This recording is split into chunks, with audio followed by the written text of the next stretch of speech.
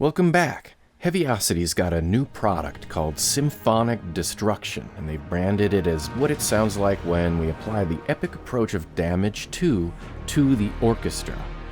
Another way to look at it is they've taken, to my ear at least, many of their previously released packages, like Forzo, Novo, Vento, probably some of their others like Ascend Piano, Mosaic Plucks, and some of the scoring guitars, probably some of the voices, and they've deconstructed, actually played and re-recorded and processed and mangled all of these previous products and then mixed it all up to deliver to you Symphonic Destruction.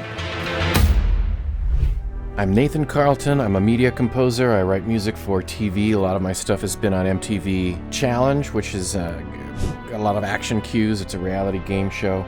My approach with a product like this is, how do I use it as a media composer? How can we make these sounds our own? So these tips are basically designed to help you get to know the interface. Get to know the interface, get to know what controls you've got so that you can not press a key, hold down a key, and make a cue that someone else is going to make and have published, but actually write a unique cue, at least unique enough to submit and publish it and not worry about the AI machines coming in and making life hell for you and your publisher. So let's get to it. Symphonic Destruction.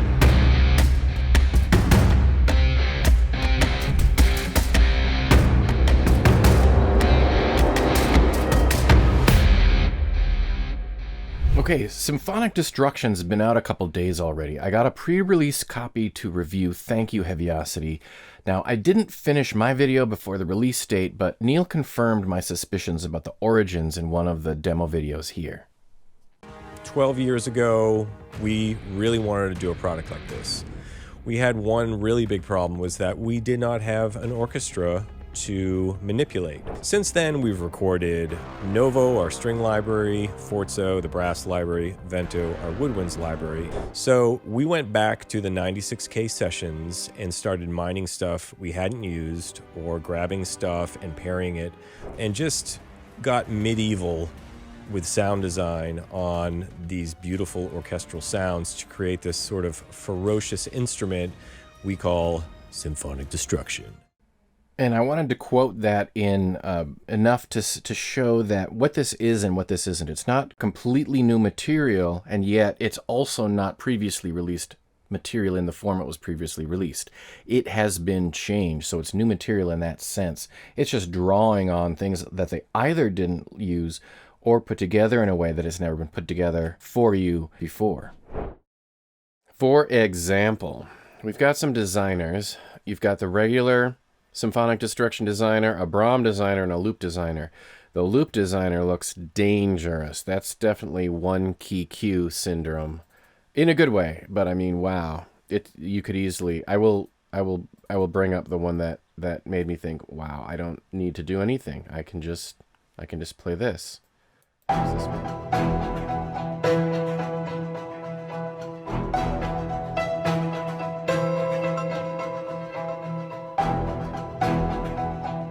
And if you don't think that you like all of that, I mean, all you need to do is look at stuff like this. I mean, check that out.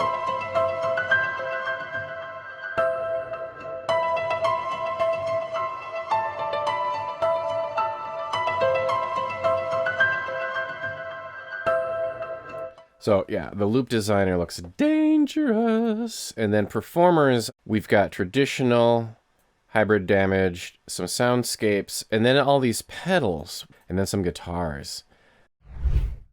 The main designer is where most of the action comes from. You want to click one of these and browse for all of your category type and sound sources in each of the channels 1, 2, 3. You can preview them, you can auto-load them. There's the T-Haunted Tales. It's from the Brahms section. You'll actually get this same source in the Brahms designer. So you have access to it here as well.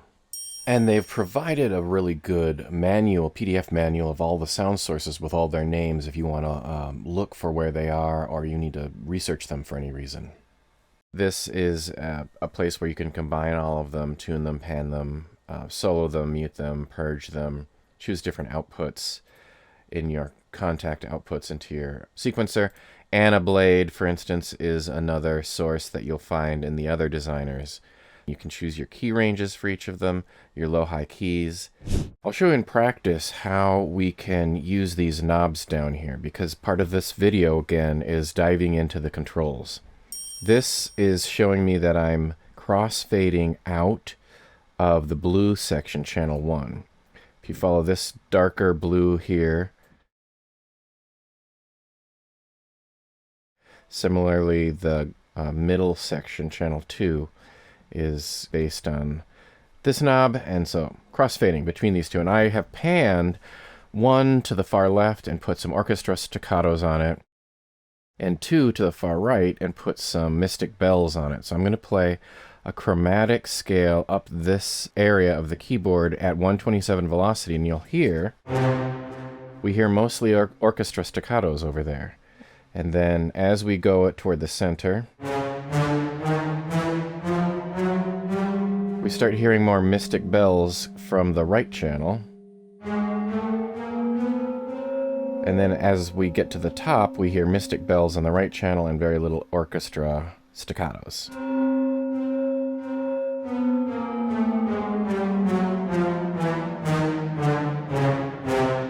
So that's how these crossfades can work if you want to take advantage of them.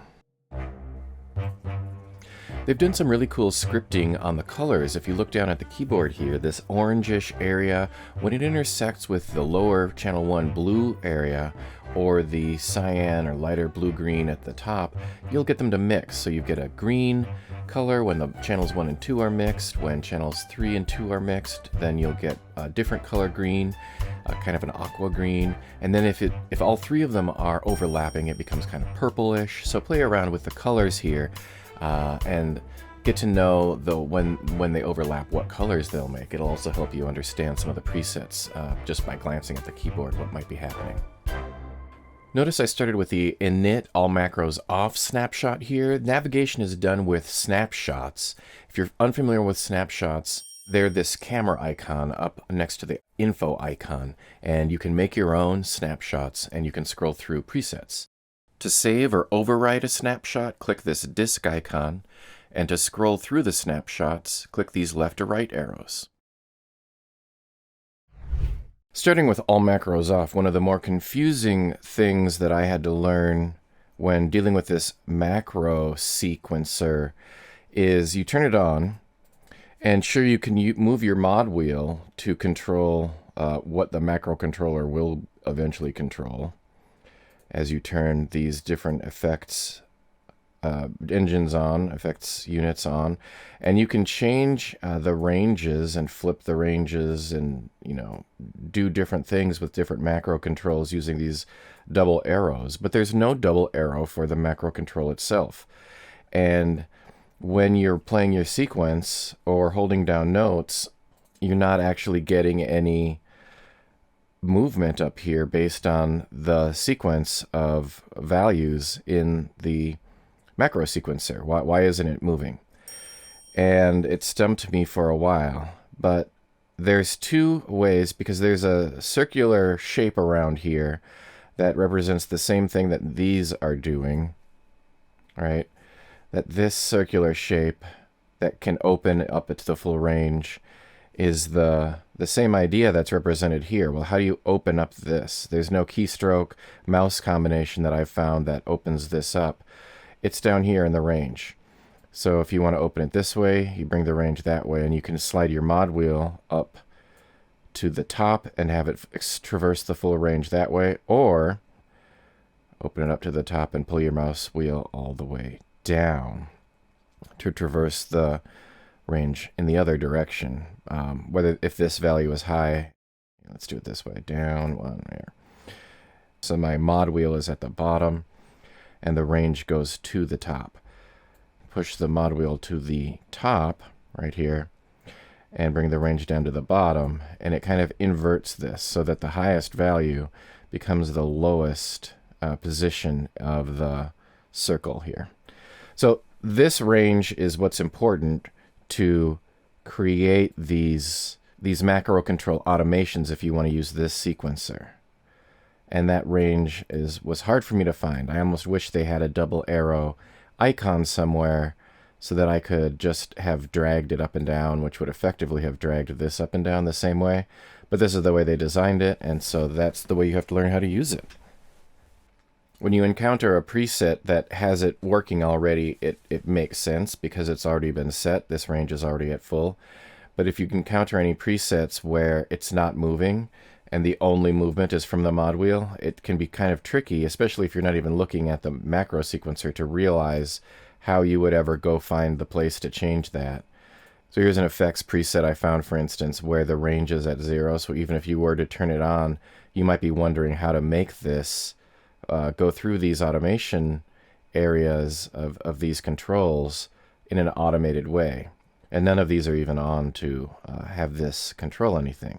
So that's to the next level there, is that in order to have these controls enable these types of things, drive, gate, space, envelope, EQ, and filter, you first need to turn them on in these areas so that it actually starts animating and showing you that it's going to control them.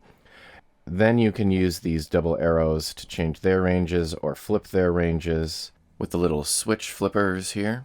And then for channels 1, 2, 3 up here, you would need to go in and channel 1, 2, 3 actually set up modulations, like the fact that this would have modulated volume and drive, modulated bit crushing, and then turn these effects on.